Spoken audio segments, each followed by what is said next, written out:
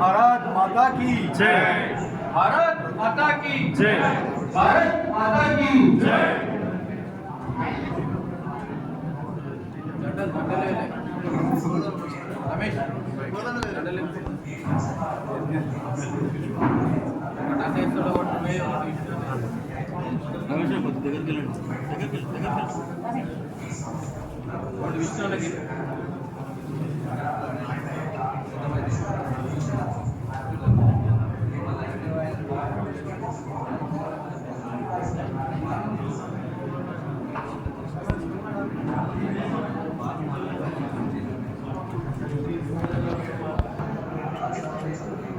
भारत माता की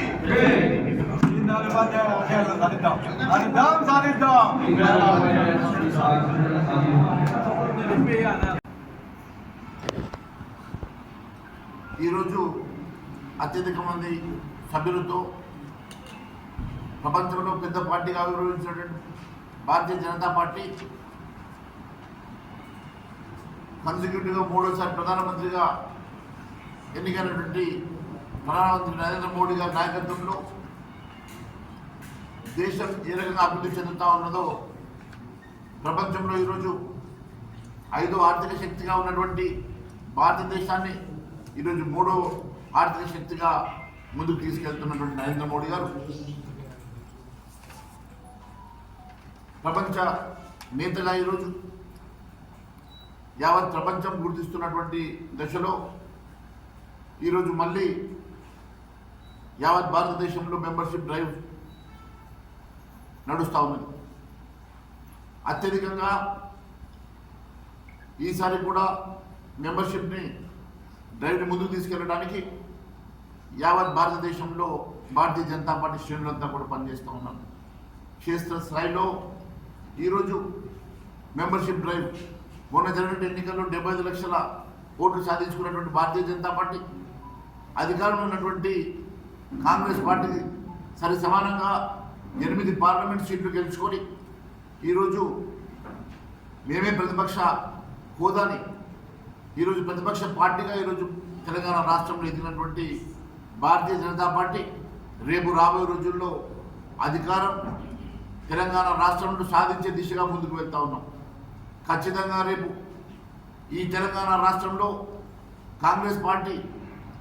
చేస్తున్నటువంటి ప్రజా వ్యతిరేక విధానాన్ని ఎండగడుతూ ఇచ్చినటువంటి హామీలు నెరవేర్చే వరకు తెలంగాణ రాష్ట్రంలో ప్రజా గొంతుకై ప్రజల పక్షాన నిలబడి ప్రజల పక్షాన పోరాటం చేస్తూ రేపు తెలంగాణ రాష్ట్రంలో రామరాజ్య స్థాపన కోసం ప్రతి భారతీయ జనతా పార్టీ కార్యకర్త పనిచేస్తాడని తెలియజేస్తా ఉన్నాను. ఈరోజు ఇచ్చిన హామీలను మర్చిపోయి ఇచ్చిన హామీలను పూర్తిగా విస్మరించి కేవలం డైవర్ట్ పాలిటిక్స్ చేస్తున్నటువంటి రేవంత్ రెడ్డి గారు, సంచలనానికి నిలవైనటువంటి రేవంత్ రెడ్డి గారు కేవలం గతంలో బీసీ అధ్యక్షుడిగా ఉన్నప్పుడు కాంగ్రెస్ పార్టీలో ఈరోజు అత్యధిక మంది సభ్యులతో ప్రపంచంలో పెద్ద పార్టీగా ఆవిర్భవించినటువంటి భారతీయ జనతా పార్టీ కన్సిక్యూటివ్గా మూడోసారి ప్రధానమంత్రిగా ఎన్నికైనటువంటి ప్రధానమంత్రి నరేంద్ర మోడీ గారి నాయకత్వంలో దేశం ఏ రకంగా అభివృద్ధి చెందుతూ ఉన్నదో ప్రపంచంలో ఈరోజు 5వ ఆర్థిక శక్తిగా ఉన్నటువంటి భారతదేశాన్ని ఈరోజు 3వ ఆర్థిక శక్తిగా ముందుకు తీసుకెళ్తున్నటువంటి నరేంద్ర మోడీ గారు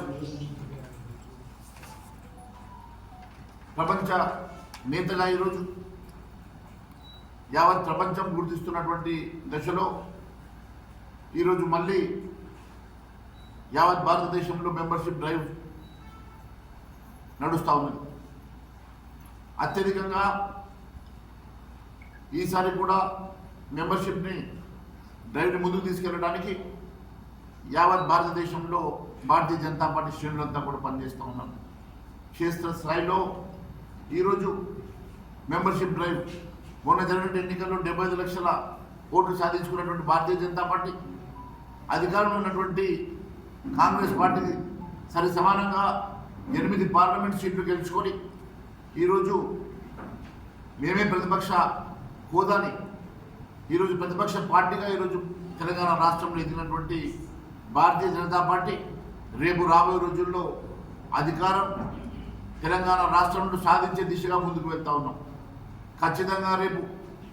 ఈ తెలంగాణ రాష్ట్రంలో కాంగ్రెస్ పార్టీ చేస్తున్నటువంటి ప్రజా వ్యతిరేక విధానాన్ని ఎండగడుతూ ఇచ్చినటువంటి హామీలు నెరవేర్చే వరకు తెలంగాణ రాష్ట్రంలో ప్రజా గొంతుకై ప్రజల పక్షాన నిలబడి ప్రజల పక్షాన పోరాటం చేస్తూ రేపు తెలంగాణ రాష్ట్రంలో రామరాజ్య స్థాపన కోసం ప్రతి భారతీయ జనతా పార్టీ కార్యకర్త పనిచేస్తాడని తెలియజేస్తా ఉన్నాను. ఈరోజు ఇచ్చిన హామీలను మర్చిపోయి ఇచ్చిన హామీలను పూర్తిగా విస్మరించి కేవలం డైవర్ట్ పాలిటిక్స్ చేస్తున్నటువంటి రేవంత్ రెడ్డి గారు, సంచలనానికి నిలవైనటువంటి రేవంత్ రెడ్డి గారు కేవలం గతంలో బీసీ అధ్యక్షుడిగా ఉన్నప్పుడు కాంగ్రెస్ పార్టీలో స్టేట్మెంట్ ఇవ్వడం, లేకుంటే అలాంటి అంశాలను లేవనెత్తడంలో దిట్టైనటువంటి రేవంత్ రెడ్డి గారు అధికారం వచ్చిన తర్వాత కూడా ఇచ్చిన మాటను మర్చిపోయి ఇచ్చిన హామీలు మర్చిపోయి ఏదో ఒక సంచలనం చేయాలా, ఏదో ఒక రకంగా ఈ రాష్ట్రంలో మరి ప్రజా సమస్యను పక్కదో పట్టించడానికి ఈరోజు హైడ్రా డ్రామా చేస్తూ ఉన్నాడు. నేను ఒకటే అడుగుతా ఉన్నాను, హైడ్రా డ్రామా చేసే రేవంత్ రెడ్డి గారు నిజంగా మీరు ఈ హైడ్రా ద్వారా వాస్తవంగా ఇక్కడ ఉన్నటువంటి మరి ఇల్లీగల్ కన్స్ట్రక్షన్ అన్నింటినీ కూడా డిమాలిష్ చేసే దమ్ము నీకు ఉన్నదా? అట్లయితే నీ సొంత తమ్ముడి మీద వస్తున్న ఆరోపణలు కానీ, మరి మీ పార్టీ నాయకుల మీద వస్తున్న ఆరోపణలు కానీ, మీ పార్టీలో ఉన్న ఎమ్మెల్యేల అక్రమ నిర్మాణాన్ని ముందు మీరు డిమాలిష్ చేసిన తర్వాత మరి ఇతర అంశాలకు మీరు వెళ్ళుంటే బాగుండేది. నేను ఒకటే అడుగుతా ఉన్నాను, మరి గతంలో ఇవే హైడ్రా అంశంలో మీరు ఇచ్చినటువంటి పర్మిషన్స్ ఇచ్చినటువంటి అధికారుల మీద మీరు